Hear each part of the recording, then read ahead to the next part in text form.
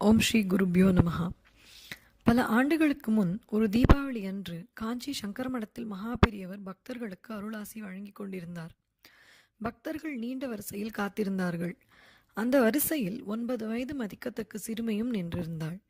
நீல நிற பட்டுப்பாவாடை, பச்சை நிற சட்டையுடன் நெற்றியில் திலகமிட்டு தலை நிறைய பூச்சூடி பாலா திரிபுர சுந்தரி போல் அவள் தோற்றமளித்தாள். அவளது கையில் 3 டப்பாக்கள் இருந்தன. வரிசையில் நின்ற பக்தர்களின் பார்வை அச்சிறுமியின் மீதே பதிர்ந்திருந்தது.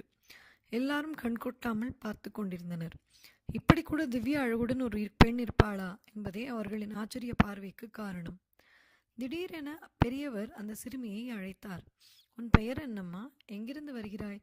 உன் பெற்றோர்கள் வந்திருக்கிறார்களா என்று பரிவுடன் கேட்டார். தீபாவளிக்கு என்னென்ன பக்ஷணம் சாப்பிட்டாய் என்று கேள்விகளை அடுக்கினார். அவள் ஒக்காரை, பஜ்ஜி, வடை என தான் சாப்பிட்ட பலகார வகைகள் பற்றி பெரியவரிடம் சொன்னாள். சரி, நிறைய டப்பா வச்சிருக்கியே, அதில் என்ன இருக்கு என்று கேட்டார் பெரியவர். அவள் அதற்கு உம்மாச்சி தாத்தாவுக்கு பிடித்தமான கோதுமை அல்வாவும் பால்கோவாவும் வச்சிருக்கேன் என்று சொல்லி 2 டப்பாக்களை மட்டும் பெரியவர் முன் வைத்து அவரை வணங்கி எழுந்தாள்.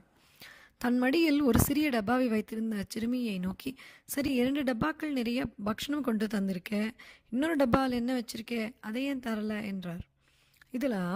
இதில் தீபாவளி மருந்து வச்சிருக்கேன், உம்மாச்சி தாத்தா பக்ஷணம் சாப்பிட்டதும் இதையும் கொடுத்துட்டு போகலாம்னு இருக்கேன் என்று மழலை மொழியில் பதிலளித்தாள் குழந்தை. பிறகு என்ன நினைத்தாளோ அந்த டப்பாவையும் பெரியவர் முன் வைத்து அவரை வலம் வந்து வணங்கினாள். பிறகு அங்கிருந்து எழுந்து போய்விட்டாள். அவளுக்கு எந்த ஊர், தாய் தந்தை யார் என்ற விவரத்தை மட்டும் அவள் கடைசி வரை சொல்லவே இல்லை.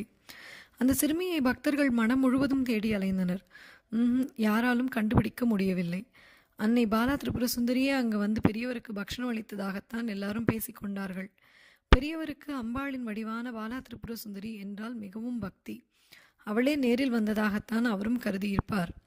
உம்மாச்சி தாத்தா என்றால் அம்மாவை பெற்றவர் என்று பொருள். ஆம், அந்த அம்பாளே மகா பெரியவரை தன் தந்தையாக ஏற்றிருக்கிறாள் என்றுதான் இதற்கு அர்த்தம் கொள்ள வேண்டும். ஆம், நம்மை பெற்றது ஒரு தந்தை.